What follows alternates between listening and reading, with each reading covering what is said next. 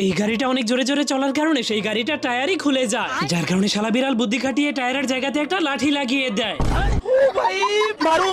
তখনই পুলিশ ফুল স্পিডে আসা সেই গাড়িটাকে থামানোর চেষ্টা করে, কিন্তু সে যখনই বাইকে বসে যায় তখন তার বাইকটাকে ফেলে দিয়ে তার কাপড়গুলোকে নিয়েই চলে যায়। কিন্তু তখনই রাস্তায় একটা গাছের সঙ্গে বাইকটা অ্যাক্সিডেন্ট হয়ে যায়।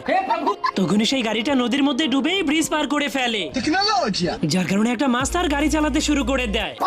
গাড়িটার স্পিড এতটাই বেশি ছিল যে গাড়িটার কারণে রাস্তাগুলোই ধ্বংস হয়ে যাচ্ছিল।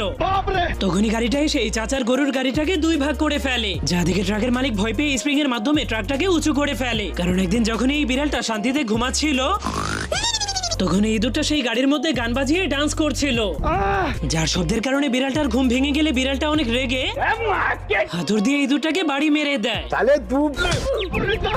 এরপর সেই ইঁদুরটাকে ধরে গাড়ির জানলার সঙ্গে আটকে রেখে শান্তিতে ঘুমাতে চলে যায়।